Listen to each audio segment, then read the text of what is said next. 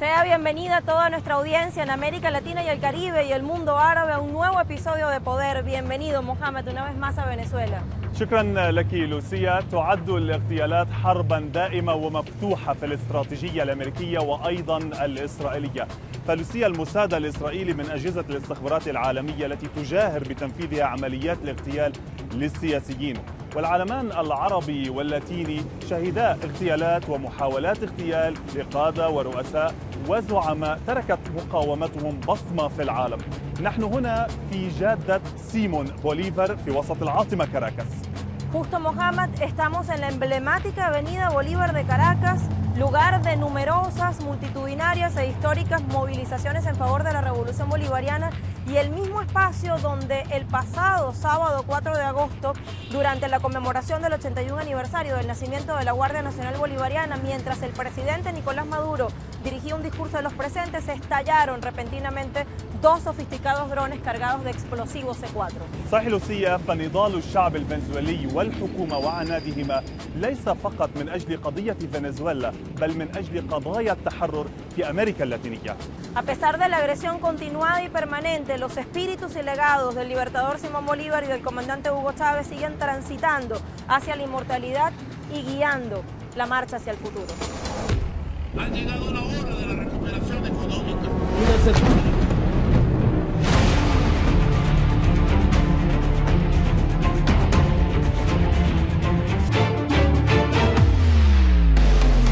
Donald Trump, mírate en el espejo.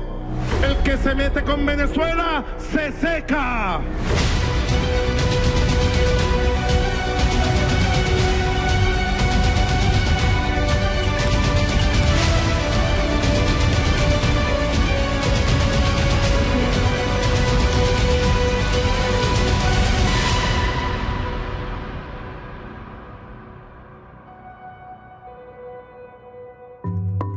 Nicolás Maduro Moros nació en Caracas el 23 de noviembre del año 1962. Cursó sus estudios secundarios en el Liceo José Ábalos. Militó en la Liga Socialista. Casado con Celia Flores, una destacada abogada y una importante líder del movimiento de la Quinta República. Se hizo cargo de defender al líder Hugo Chávez cuando fue arrestado en 1992. Es la primera mujer en Venezuela en ser elegida presidenta de la Asamblea Nacional de 2006 a 2011. Miembro de la Asamblea Nacional Constituyente entre agosto de 1999 y enero del año 2000. Presidente de su Comisión de Participación Ciudadana e integrante de la Comisión de lo Económico y Social. Elegido diputado principal por el Distrito Federal para el quinquenio 2000-2005. Presidió la Asamblea Nacional entre enero y agosto del 2006, fecha en la cual es llamado a asumir el Ministerio de Relaciones Exteriores, cargo desde el cual impulsó, junto al comandante Hugo Chávez, la creación y consolidación del ALBA 2001, Petrocaribe 2005, la UNASUR 2008 y la CELAC 2010. Octubre de 2012 fue designado por el difunto líder Chávez como su vicepresidente ejecutivo. Septiembre de 2012, Chávez anunció en un discurso televisado que Maduro estaba facultado constitucionalmente para dirigir la presidencia hasta la próxima elección presidencial si él no podía cumplir con sus deberes y pidió al pueblo que eligiera a Maduro como presidente después de él. El 10 de octubre del 2012 fue nombrado vicepresidente ejecutivo. El 8 de marzo del 2013, a pocos días de la desaparición física del presidente Chávez, es nombrado por mandato constitucional presidente encargado de la República Bolivariana de Venezuela. El 14 de abril del 2013 fue elegido presidente constitucional de la República Bolivariana de Venezuela, convirtiéndose en el primer presidente chavista y obrero de la historia contemporánea de Venezuela. 4 de agosto de 2018, sobrevivió de un intento de asesinato por dos drones cargados con explosivos C4 durante un desfile militar en Caracas. Tarek William Saab, Ocupó diversos cargos parlamentarios y gubernamentales de alto nivel, y el 5 de agosto de 2017 fue nombrado el fiscal general de la República Bolivariana de Venezuela. Pertenece al Partido Socialista Unido de Venezuela. Comenzó su lucha por los derechos de los ciudadanos en 1977 y fue destacado en la defensa de los derechos humanos y la libertad de los presos políticos pertenecientes a organizaciones izquierdistas y revolucionarias. Abogado especialista en derecho penal y activista de derechos humanos. En 1999, el presidente Hugo Chávez lo convocó para formar parte del Consejo Presidencial Constituyente, el consejo que redactó la Constitución que fue presentada a la Asamblea Nacional Constituyente. Poeta y autor de numerosos libros, 11 libros, publicados en varios países. Recibió muchos premios literarios. Estamos en el despacho del fiscal general de la República Bolivariana de Venezuela, Tere William Saab, con quien vamos a conversar en este episodio de Poder. Fiscal, ¿cómo está? Bienvenido, gracias por estar con nosotros. Muchas gracias por la invitación. Fiscal, vayamos primero de lo general a lo particular. Cuando revisamos la línea del tiempo, encontramos que a lo largo de la historia y en nuestras dos regiones, en Latinoamérica y en el mundo árabe, ha habido varios asesinatos a líderes populares y presidentes electos legítimamente en urnas. No pocos han sido los intentos frustrados, afortunadamente. Las preguntas concretas, ¿por qué, con qué objetivos y qué efectos ha generado eso? Mira, en primer lugar, destacar que el intento de magnicidio contra el ciudadano presidente de la República, Nicolás Maduro, el pasado 4 de agosto, es un hecho sin precedentes en la historia moderna de Venezuela, puesto que la manera como efectivamente se dio el móvil, la forma con ramificaciones internacionales, recuerda que hay por parte del Ministerio Público solicitudes de extradición de delincuentes en Estados Unidos, Perú y Colombia, revelan que efectivamente se pretendió causar, y ahí te respondo de forma directa, sí, una especie de guerra fratricida en nuestro país posterior al asesinato del ciudadano presidente de la República y del alto mando civil y militar que allí nos encontrábamos. De hecho, yo estaba a pocos pasos del ciudadano presidente de la República, como también los estaban miembros del alto mando militar y jefe de poderes públicos de este país. Es decir, si hubiese el dron llegado a la tribuna presidencial, como en efecto era la idea de los terroristas, prácticamente Venezuela hubiera entrado en una vorágine de violencia tal que le hubiese permitido, y tal vez ese era el plan, a las potencias extranjeras que están detrás de nuestras riquezas naturales, de nuestro petróleo, de nuestro gas, de nuestro aire, de nuestra agua, de nuestros minerales, ocupar nuestro territorio. Ese para mí era, sin lugar a dudas, el objetivo central, posterior al hecho escabroso del magnicidio. Ocupar a Venezuela, decir que ya habíamos entrado en un caos, que este era un país ingobernable, que podía ser balcanizado. Y frente a eso, la excusa era ocupar a través de las llamadas siempre operaciones, en este caso humanitarias, etcétera, estilo OTAN, nuestro país, imponer una junta de transición títere que le pudiera servir a los intereses de potencias extranjeras antinacionales y simplemente saquear nuestras riquezas naturales. A mí no me cabe la menor duda que esa era el móvil. Entonces, si tú te pones a ver, eso ya había ocurrido o ya ocurrió en Irak, ocurrió en Libia. En el caso venezolano, somos un milagro político, un milagro, yo diría una hazaña histórica, porque aquí hubo un golpe de Estado contra Hugo Chávez en el año 2002. Fue derrocado. Anecdóticamente, siendo parlamentario, fui preso los 2 días que duró ese golpe, teniendo inmunidad parlamentaria. Ahí pudo haber habido un magnicidio. De hecho, un intento de matar a Hugo Chávez. Es decir, nosotros tenemos que destacar que este caso se suma a una serie de eventos, las guarimbas del 2014, que intentaron derrocar al presidente Maduro, las del 2017. Si sumas ambas, el número de fallecidos llega a una cifra cercana a los 200, más de 3.000 heridos, daños materiales incalculables, todo por la vía violenta de asaltar el poder. Por lo tanto es eso, es buscar una vía no democrática de asaltar el poder con el objetivo de apoderarse de nuestras riquezas naturales y con apoyo transnacional de ese plan. Por lo tanto sí se parece mucho el esquema, la receta usada en el mundo árabe para tomar el poder, para robarse el petróleo, para colonizar esos pueblos con esos intentos esperanzadoramente, y va a ser así, fallidos.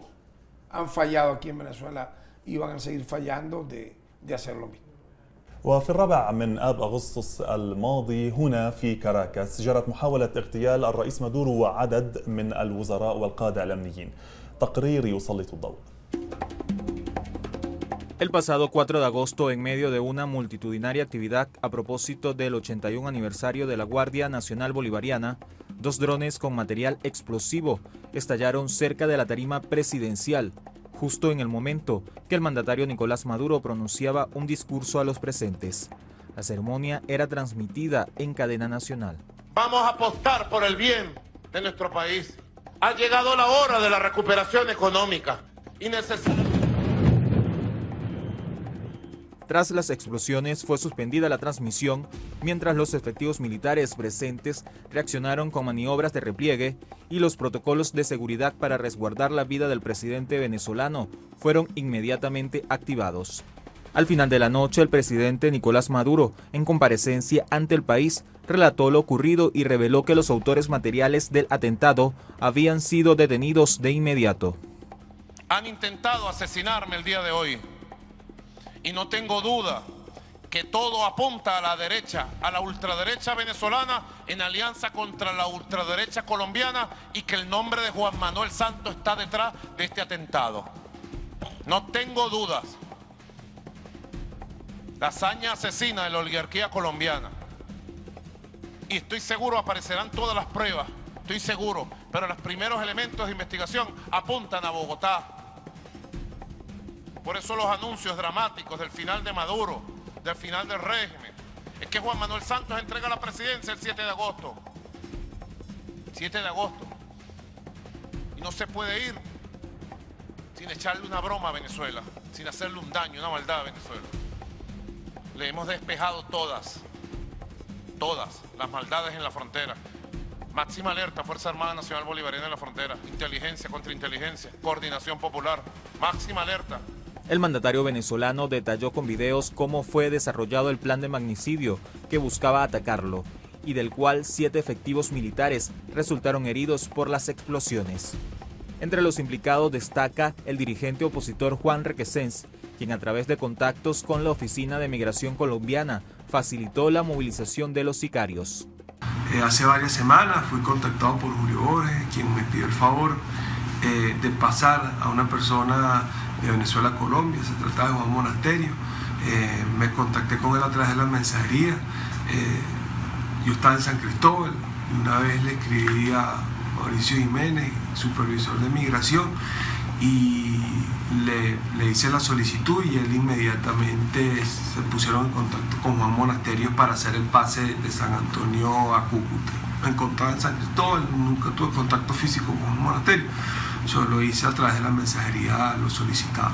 El exdiputado por la Asamblea Nacional en desacato es imputado por traición a la patria, homicidio intencional en grado de frustración en perjuicio del presidente de la República, terrorismo, asociación para delinquir, instigación pública continuada y posesión ilícita de armas y municiones.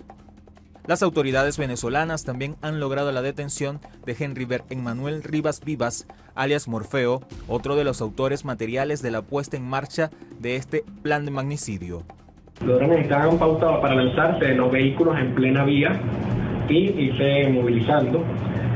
Al parecer, los inhibidores de señal de la Casa Militar interfirieron con lo que fue la señal a remoto de los aparatos, que fue lo que le hicieron explotar ahí mismo. Los inhibidores bloquearon lo que fue la señal. En ese momento se procede a lo que es la evacuación. Las confesiones de los detenidos, así como las pericias hechas a sus teléfonos móviles, permitieron determinar su vinculación con Layret Salazar, capitana de la aviación que participó en la intentona golpista del 2014. Asimismo, figura como autor intelectual el dirigente opositor Julio Borges.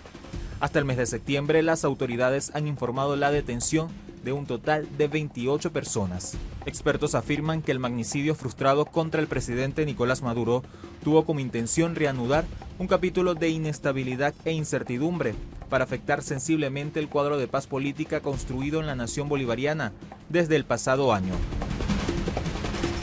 الرئيس مادورو يشكل عمليا الحجر الأساس في عملية استمرار النهج الشافعي في أمريكا اللاتينية ومحاولة اغتياله ما هي إلا حلقة في سياق أمريكي لضرب كل الدول الحرة الرافضة للهيمنة الأمريكية كفنزويلا.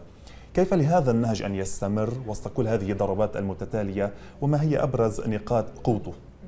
Mira, yo creo que la fortaleza más importante que tiene el presidente Nicolás Maduro para repeler todos esos ataques, en primer lugar, es la conciencia de nuestro pueblo. El proceso de transformación que vive Venezuela, que arrancó en el año de 1999, está a punto de cumplir 20 años. Entonces son 20 años de lucha, 20 años de resistencia, 20 años de ataques, tanto internos como externos, con un aparato de propaganda transnacional que ha intentado, a través de guerras psicológicas muy bien planificadas, de laboratorios muy bien orquestados, hacer de la conciencia nacional de nuestro pueblo prácticamente una isla. Yo veo el caso venezolano como un caso único en el mundo. Si tú me permites, se ha intentado utilizar en Venezuela la receta que se hizo, todo mezclado, todo unido hacia nuestro país. Y fíjate, no han podido aún detener el proceso de transformación que vive Venezuela. Yo siento que, porque ha habido aparte de esa gran conciencia nacional, ha habido una unidad cívico-militar, hay una unidad de la Fuerza Armada Nacional Bolivariana con las instituciones democráticas del Estado. Se habla muy poco de eso, pero los poderes públicos nacionales han jugado un papel importante para la estabilidad democrática del país. En este caso, estamos en el Ministerio Público. Yo tengo un año ya como fiscal general de la República. Previamente, durante 2 años y medio, fui defensor del pueblo. Pero hay que ver el papel que ha jugado el Poder Ciudadano, ¿verdad? El Poder Ciudadano está incluido allí la Contraloría General de la República, el Ministerio Público, la Defensoría del Pueblo. El papel que ha jugado el Poder Judicial, el TCJ, el papel que ha jugado el Poder Electoral, el papel que está jugando la Asamblea Nacional Constituyente. ¿Qué hubiera ocurrido en Venezuela el año pasado si no se adelanta un proceso constituyente? ¿Dónde estuviéramos ahorita? Estuviéramos en una situación de caos absoluto. Yo creo que el plan golpista inicial hubiese triunfado sin necesidad del magnicidio. Entonces, yo creo que esas son las fortalezas que tenemos. Una maduración importante de nuestro pueblo. Se ha consolidado el liderazgo del presidente Nicolás Maduro, dentro y fuera del país. O sea, un presidente que fue electo en el año 2013 y fue reelecto presidente nuevamente en mayo del año 2018. Por lo tanto, siento que esa fortaleza la ha asumido nuestro pueblo, y por otro lado, el pueblo también ha observado una oposición entregada totalmente a intereses antinacionales. Han buscado quebrar a Venezuela económicamente, han buscado propiciar una guerra civil interna, han buscado ocupar militarmente nuestra nación, y el pueblo se da cuenta que independientemente que haya problemas económicos, que haya problemas coyunturales, el sector que adversa al Estado no ha sido la mejor opción. Eso también es una fortaleza. Fiscal, el del pasado sábado 4 de agosto no fue un intento de magnicidio o un atentado cualquiera, porque buscaba acabar con la vida del presidente de la República, legítimamente electo en urnas, Nicolás Maduro, otros líderes gubernamentales, altos mandos militares, cabezas de poderes públicos nacionales, aparte del presidente como usted, fiscal general Tarek William Saab. Entonces, ese hecho evidencia guardias nacionales bolivarianos que estaban en la ceremonia militar, familiares, pueblo en general. Ese hecho evidencia que la planificada era una estrategia a gran escala para hablar de la simbología también. Sí, mira, sin duda, a gran escala, porque cuando el objetivo era, en medio de un desfile militar, que un dron explotara teniendo balines 10 milímetros, según las investigaciones que lleva el Ministerio Público.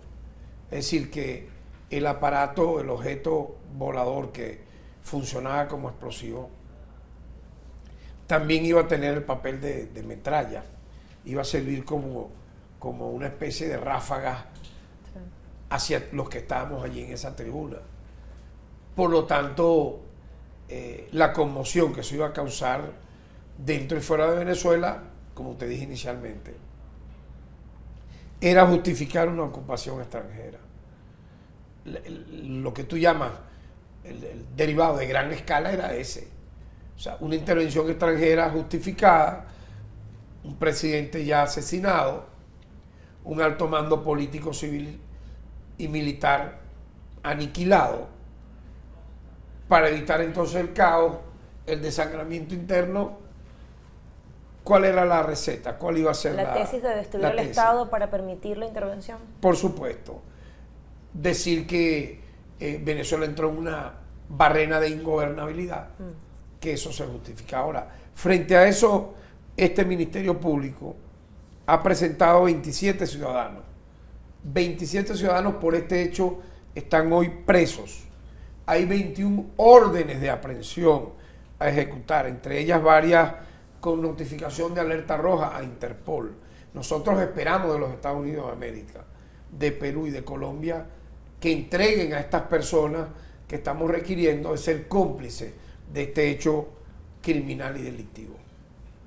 كليب من الشارع الفنزويلي يليه فاصل، نعود بعده لمتابعة هذه الحلقة من بودر مع نستطيع.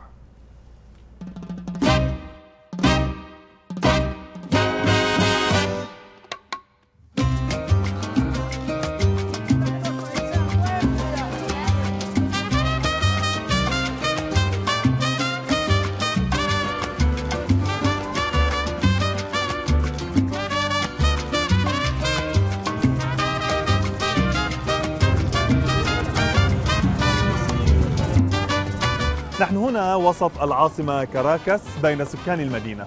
Sí, Mohamed, aprovechemos que estamos en este pasaje tan concurrido de la ciudad capital venezolana para meternos dentro de la gente e indagar qué piensan de la relación entre liderazgos y pueblo, pueblo y liderazgo, y del reciente intento de magnicidio en Venezuela.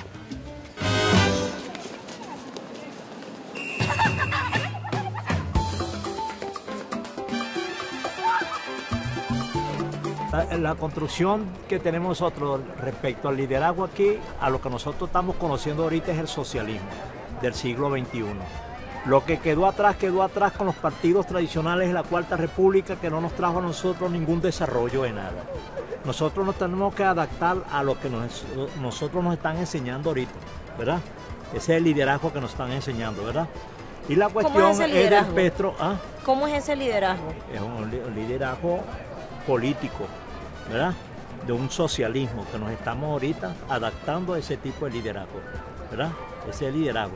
Lo que quedó atrás, y nosotros que nos están enseñando con el Petro, a adaptarnos a este nuevo sistema que tenemos ahorita, ¿verdad?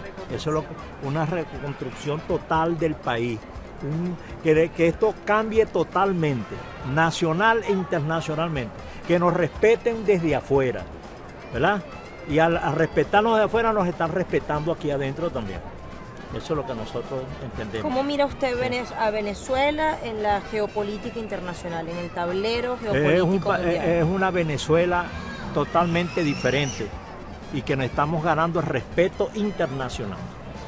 En todo, no solamente en Rusia, en China, en Irán, sino internacionalmente, hasta los gringos los tienen que respetar. Bueno, líderes y pueblos conjuntamente unidos. Desde que llegó el comandante Chávez, al liderazgo y pueblo, hemos tenido una unión que yo creo que es la envidia de todos los países del mundo. Porque fíjate que con el magnicidio de nuestro comandante Nicolás, Bueno, tú sabes que la oposición lo niega, que es mentira, pero eso fue verdad porque es una, como te digo yo, una intriga, una broma, porque tenemos un país muy rico, tenemos mucha riqueza, somos ricos en todo y somos un país prodigio, porque aquí lo que se siembra se da, y somos ricos en oro, tenemos riqueza, bolsita, de todo tenemos aquí. Entonces esta es la envidia, especialmente de los Estados Unidos, que está atrás de meterle las garras a este país y de invadirlo, que ni Dios lo quiera ceder, porque yo veo dossier y yo veo lo horrible, lo terrible que es eso, cómo acaban con caseríos, con pueblos. Claro, primero Venezuela, la población venezolana es gente de paz. Nunca había sucedido algo, es inédito. Particularmente estas historias se ven en países como Colombia, que es lo más cercano, o países del Medio Oriente. Los intentos de magnicidio quedaron en la historia. Y es humillante para un pueblo saber que un presidente que fue electo pretenda ser derrocado por esas líneas. Enemigos que no comparten la misma ideología y por ahí es un motivo para atacar o tratar de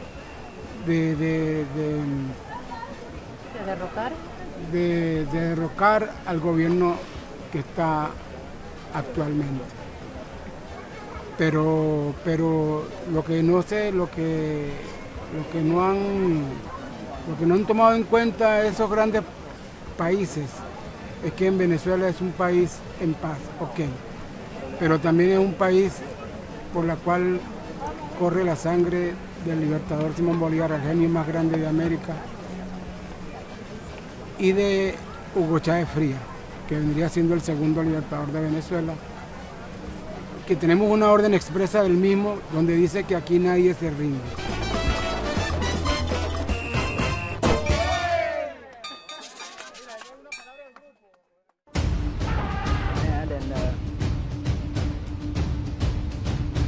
El atentado contra la vida del presidente constitucional de Venezuela, Nicolás Maduro, no es el primer intento de magnicidio o la consumación de un crimen contra líderes políticos y personalidades que han dejado huella en sus países y en el mundo.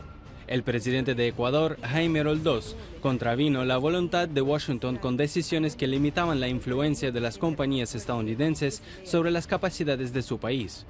Las compañías petroleras y los inversionistas no soportaron los planes que el Ecuador les ha impuesto para ayudar al pueblo, conocido como el Proyecto de Hidrocarburos, y principio Roldós en 1991. Apenas 2 meses después, el 31 de julio, en las mismas circunstancias, perdió la vida el general Omar Torrijos, el presidente de Panamá. El economista John Perkins acusó a las agencias de inteligencia estadounidenses de participar en la operación. El líder cubano Fidel Castro sobrevivió a más de 600 intentos de asesinato. Quienes complotaron incluyeron diversas maneras para tratar de lograr sus fines, desde el envenenamiento, impregnando su traje de baño con botulismo. Abraham Lincoln no llegó a celebrar con el pueblo estadounidense el término de la guerra civil, a lo cual dedicó sus energías. Fue baleado el 14 de abril de 1865, poco antes de concluir el conflicto bélico. Falleció un día después a causa de las heridas que sufrió. Una instantánea que nunca desaparecerá de la memoria de los estadounidenses es el momento del asesinato el 22 de noviembre de 1963 de John Kennedy, el 35º presidente. El racismo entre blancos y negros fue la causa del asesinato del activista estadounidense de los derechos civiles Martin Luther King. El continente africano no estuvo a salvo de la mano de la traición. $100.000 proporcionados por la CIA sirvieron para asesinar el 17 de enero de 1961 a Patricio Lumumba, fundador del Movimiento Nacional Congolés. Fue un líder anticolonialista y nacionalista, el primero en ocupar el cargo de primer ministro de la República Democrática del Congo entre junio y septiembre de 1960. La escena árabe no ha sido muy lejos de los asesinatos de figuras prominentes en el campo político. Uno de ellos fue el argelino Mohamed Boudiaf, ultimado a tiros en 1990. Una traición tejida por un guardaespaldas del fallecido presidente sirio Hafez al-Assad no logró su fin. Se lanzaron 2 bombas en 1980 frente al Palacio Presidencial durante la despedida de su homólogo nigeriano Hussein Kunci. Sobrevivió al ataque, aunque otro agente de seguridad sacrificó su vida. Incluso quien ha sido símbolo de paz y tolerancia no sobrevivió a la máquina de matar. 3 balas disparadas de un arma de un fanático acabaron en Nueva Delhi, India, con la vida de Mahatma Gandhi. El 30 de enero de 1948. Tenía 79 años.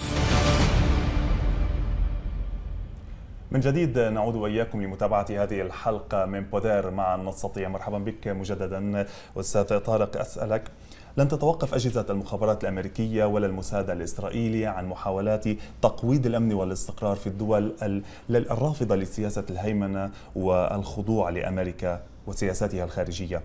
ما هو المطلوب من قوى التحرر والمواجهة في العالم لبناء سد منيع معا؟ Mira, yo creo que los mecanismos de defensa que puede tener Venezuela, aparte de lo que anteriormente respondí, la unidad cívico-militar, la conciencia de nuestro pueblo, el fortalecimiento de los poderes públicos nacionales, la lucha de resistencia de nuestra propia historia en estos 20 años, es también la unidad regional, es decir, que América Latina entienda y sepa, sobre todo sus pueblos que eligen democráticamente a sus gobernantes, que lo que puede ocurrir en Venezuela de manera negativa, de manera hostil, de manera trágica, va a afectar a toda la región. O sea, Venezuela no es un caso excepcional, no es un hecho, no debe ser visto como un lunar aparte. Okay. Entonces yo siento que no solamente es la política interna, en eso Chávez fue un maestro, en la geopolítica, ver a Venezuela dentro de un plano multipolar. Venezuela ha tenido éxito, por ejemplo, con la diplomacia petrolera. Venezuela ha tenido éxito en abrirse hacia otros países y el tiempo nos ha dado la razón, como por ejemplo el mundo árabe, Irán, China. Veamos recientemente la visita del presidente Nicolás Maduro a China, ha sido un éxito total. Por lo tanto, yo creo que los mecanismos de defensa también apuntan hacia allá. Tener un gran escudo internacional. Que la comunidad internacional entienda y sepa que Venezuela es un país libre, democrático, que necesita vivir en paz, que no quiere guerras, que ha sido amenazado. Venezuela ha sido amenazado por los Estados Unidos. Donald Trump ha dicho que no ha descartado una intervención militar en nuestro país. Desde Colombia ha habido voces que han insinuado una intervención militar contra Venezuela. Por lo tanto, soy de la idea que mientras haya mayor conciencia en nuestros pueblos. Lo del pasado sábado 4 de agosto en Caracas, Venezuela, no es novedad desde que llegó la Revolución Bolivariana. No es un hecho inédito en este país. Y si no, miremos esta sucinta cronología que reúne varios hechos bélicos, terroristas, de guerra fratricida de baja intensidad, asesinatos y golpes en años recientes.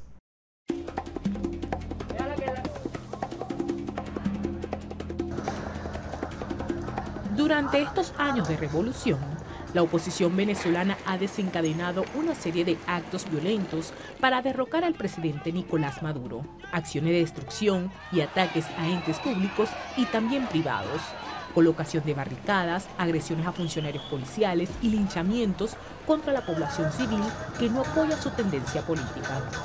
Estos actos vandálicos y criminales, conocidos como guarimbas, tuvieron un primer episodio en febrero de 2014. 3 años después, como parte del guión opositor, este escenario de desestabilización volvió a repetirse. La derecha, que se autodenomina como manifestantes pacíficos, desató el caos en el país.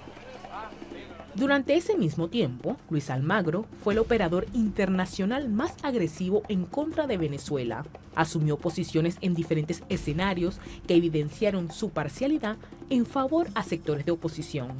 En el último informe, donde señala que fue el gobierno quien saboteó el proceso de diálogo en el 2016, cuando el retiro de esta mesa se dio por parte de la coalición MUD. Mismo escenario se repite con el referendo revocatorio, sobre el cual Almagro afirma fue negado por el gobierno. No aclara que el proceso, impulsado por la derecha y auspiciado por factores externos, estuvo plagado de irregularidades durante la recolección de firmas. Más grave aún, en su exposición sobre la supuesta crisis humanitaria que vive el país, es preciso mencionar que de acuerdo a los estatutos de la ONU, esta terminología refiere a escenarios como desastres naturales o conflictos bélicos. Recordemos también que planes como estos han sido aplicados en países como Siria y Libia, donde el discurso de Estado fallido forma parte del proceso de intervención. Ante este panorama, el actual gobierno de Venezuela ha desplegado diversas estrategias para neutralizar la guerra emprendida por sectores de la oposición.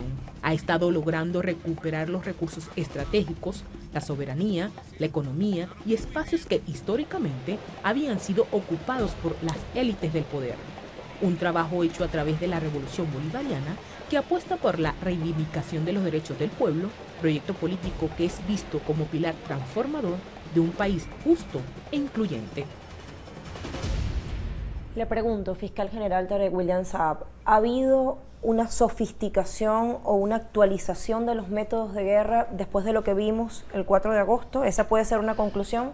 Mira, sin duda, yo creo que se revela por la manera como poco a poco ellos, los conspiradores, los magnicidas, los asesinos, los delincuentes internacionales han ido tecnificando, han ido depurando sus actuaciones para, en este caso, socavar el Estado democrático.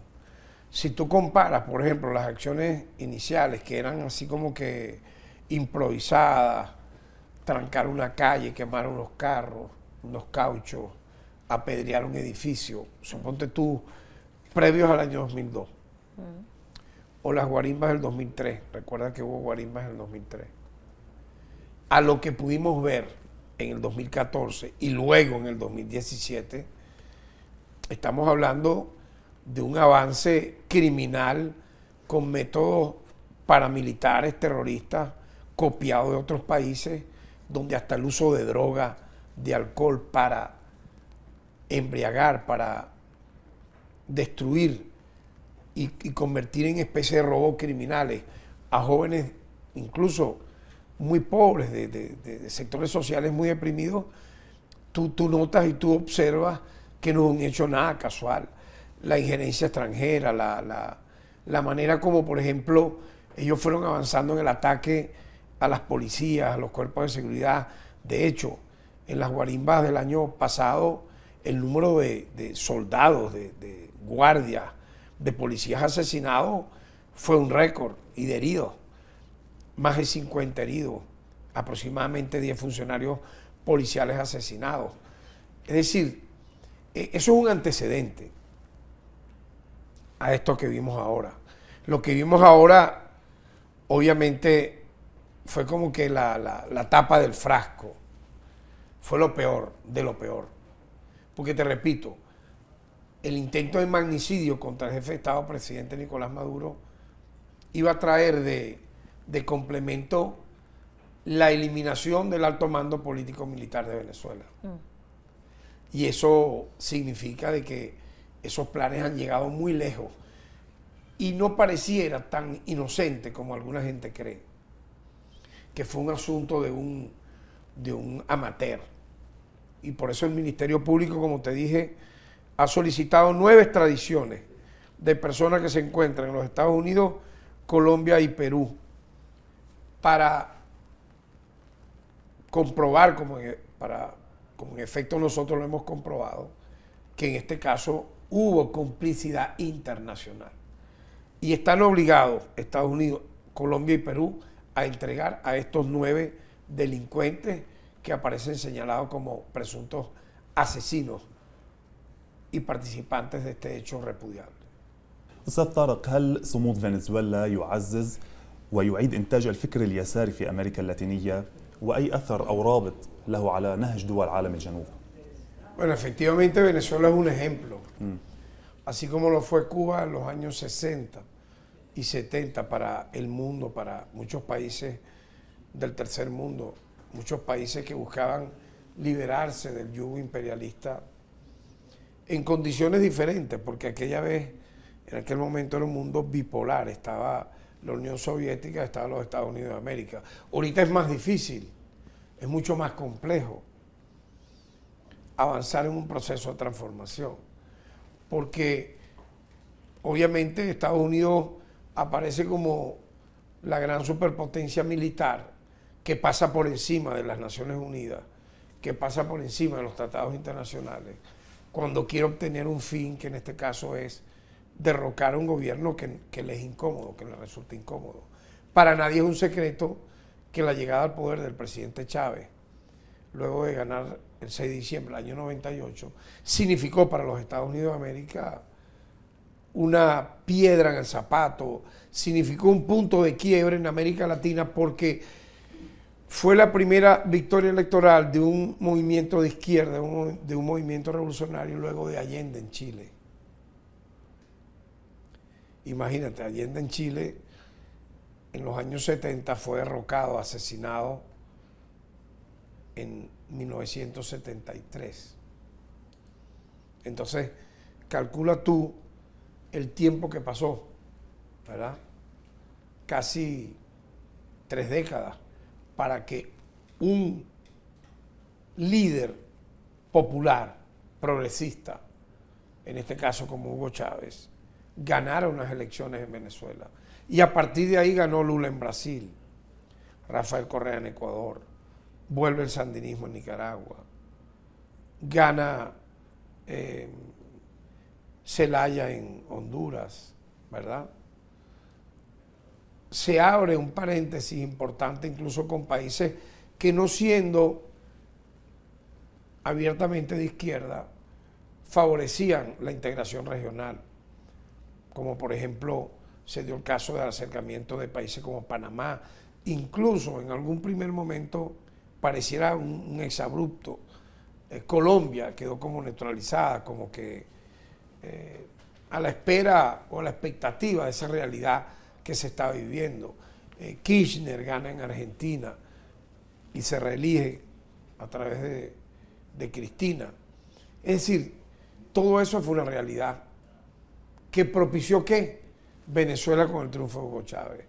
Obviamente, cuando los Estados Unidos de América observa y ve esa realidad, comenzó a socavar, comenzó a trabajar, comenzó a hostigar particularmente a Venezuela. De hecho, hubo un golpe de Estado, repito, en el año 2002 que derrocó a Chávez, lo tumbó por 48 horas. El pueblo de la Fuerza Armada lo devolvió. Hubo una gran conciencia de América Latina sobre ese tema y el prestigio de Hugo Chávez creció muchísimo. Y el prestigio de la democracia participativa y protagónica venezolana, del proceso de transformación de nuestro país. Por lo tanto, yo pienso que Venezuela ha sido un ejemplo de resistencia tremenda. No solo para América Latina, sino para el mundo. A nosotros se nos ha querido presentar como lo peor. Los aparatos de propaganda desvirtúan la realidad nacional. Quieren colocar a Venezuela como una dictadura, como una tiranía, pero aquí hay casi anualmente elecciones, donde se dirime en un espacio abierto y público las diferencias. En el caso que me ocupa, yo presido la Comisión para la Verdad, la Justicia, la Tranquilidad y Reconciliación. Esta comisión, entre diciembre del año pasado y mayo de este año, ha liberado a más de 300 personas vinculadas a la violencia política, buscando la estabilidad del país, buscando el reencuentro nacional, buscando la convivencia nacional. Ese es un gesto que ha hecho el presidente de la República, Nicolás Maduro, y los poderes públicos nacionales. Frente a eso, ¿cómo responde el sector opositor? ¿Cómo debiera responder? ¿Qué respuesta le da al país? ¿Cuál es el programa?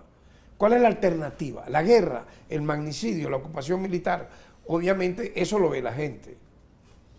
Y entonces yo creo que lo que nos toca como Estado, en este caso, repito, hablo como fiscal general de la República, pero como ciudadano venezolano, es mantener esa paz, es mantener esa estabilidad, es mantener esa convivencia, es buscar solucionar nuestros problemas, que son muchos, particularmente de carácter económico, teniendo alianzas internacionales importantes, no rindiéndonos y superando todos estas circunstancias que para mí van a ser transitorias. Con mucho ejemplo, con mucha valentía. Yo soy un hombre místico, yo creo mucho como budista, pienso que toda acción trae una reacción. Tú vas a finalmente cosechar lo que siembras. Venezuela ha buscado sembrar justicia en medio de muchos errores, de muchas circunstancias adversas. Ha buscado cosechar a través de una siembra de una conciencia popular, reivindicar particularmente a las grandes mayorías que estuvieron olvidadas, que estuvieron excluidas, que fueron reprimidas, perseguidas, asesinadas. Y yo siento que eso al final va a ser nuestra gran fortaleza y por eso vamos a seguir siendo un pilar fundamental en el mundo. Fiscal Derek William Saab, hay una investigación exhaustiva que comenzó inmediatamente después que se supo el hecho. Hay pruebas convincentes que usted ha ido comunicando a través de transmisiones radiales y televisadas de manera periódica. ¿Qué revelan esas evidencias, esas pruebas en muchos casos concluyentes respecto a los vínculos entre esas ramificaciones internacionales a las cuales usted hacía alusión al principio y una parte, si no toda, la oposición que hace vida en Venezuela? Fíjate, en el marco de la investigación se ha logrado determinar quiénes fueron los autores materiales del ataque, dónde actuaron, dónde se alojaron, es decir, en qué hoteles estuvieron, quiénes les prestaron apoyo logístico y financiero, tanto en Venezuela como en el extranjero, porque en este caso hubo apoyo de personas que residen en el exterior, quiénes garantizaron su traslado entre Venezuela y Colombia, porque estas personas entran desde Colombia hacia Venezuela, con el apoyo de personas que tenían inmunidad parlamentaria. ¿Quiénes prepararon las naves y los explosivos? ¿Quiénes brindaron asesoría técnica para el ataque? ¿Quiénes aportaron información sobre el acto de la Guardia Nacional, que por cierto cambió de fecha y escenario en las últimas horas? Por lo tanto, la investigación del Ministerio Público ha sido impecable, un trabajo muy minucioso que revela, como te dije inicialmente, que hay personas vinculadas a este atentado, a este hecho, que viven afuera de Venezuela. Y por ello hemos solicitado 9 extradiciones y estamos a la espera que sean entregadas estas personas. ¿Han respondido esos que gobiernos? residen. Nosotros nos hemos reunido con los máximos representantes diplomáticos de los Estados Unidos de América, de Colombia, de Perú, quienes han dicho van a colaborar. Estamos a la espera que se concrete esa colaboración por la vía de los hechos. Por lo tanto, bueno, esto sienta un precedente importante. Mi mensaje final es que América Latina no puede dejar sola a nuestro país. Venezuela es un país hermoso de grandes reservas humanas y riquezas naturales que merece vivir su propia historia, su propia autodeterminación y no que desde afuera se nos den los dictámenes de cómo debe o no opinar el venezolano por la vía violenta, por la vía no democrática. Por lo tanto, yo siento que el apoyo internacional es fundamental, pero sobre todo el de la conciencia mundial, que se difunda la verdad venezolana, porque el aparato de propaganda contra nuestro país ha sido brutal. O sea, los grandes medios internacionales, las grandes cadenas transnacionales, de manera uniforme, yo diría casi como que si fuese una sola voz, han hecho de Venezuela una caricatura para desdibujar lo que aquí pasa y justificar cualquier hecho, incluso hasta el asesinato de un presidente de la República, y eso no lo podemos permitir. ما هي أهم الأولويات وأكبر التحديات أمام فنزويلا خصوصا ودول العالم الجنوب عموما لاستمرار هذا النهج؟ فمثلا في عالمنا العربي هناك خطط ملموسة ومدروسة لجعل بلداننا غارقة دائما في حال من عدم الاستقرار. Mira, yo pienso que finalmente, para concluir, ¿no? Venezuela, por todo lo que ha ocurrido no solamente con el intento de magnicidio del presidente Nicolás Maduro el 4 de agosto, sino lo que comenzó a ocurrir a partir del 6 de diciembre de 1998.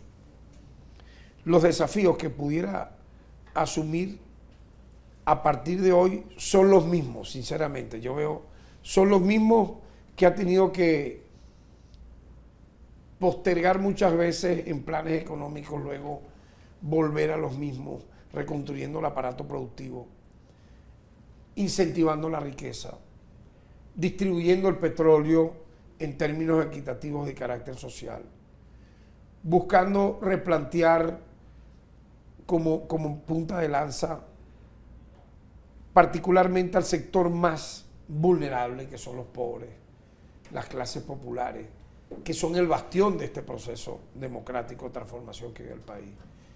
Por lo tanto, siento que la historia continúa, es como que esto es una novela por capítulos, ¿no? Que no ha terminado.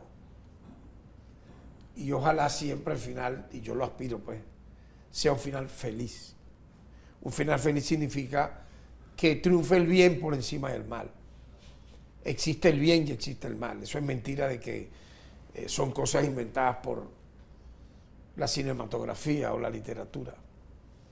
El mal ha actuado contra Venezuela y lamentablemente se han prestado para ello venezolanos que han sido instrumentos sumamente peligrosos, altamente nocivos para la paz de nuestro país, con un ribete democrático, con un discurso democrático. Yo entiendo que nosotros tenemos hoy una oportunidad de oro para continuar este proceso de transformación por la vía pacífica y electoral. Ya, por ejemplo, el año que viene vendrá la renovación de la Asamblea Nacional. Es un nuevo momento electoral que va a vivir Venezuela. Ya pasamos por la renovación de las autoridades de gobernadores, de alcaldes, de presidente de la República, se instaló una Asamblea Nacional Constituyente, y ese es el camino, o sea, yo no veo otro. El camino del debate político, del debate de altura, de ideas, que tú convenzas al contrario o al que piensa como tú por la vía del lenguaje, de la comunicación, de la acción y no por la vía de las armas.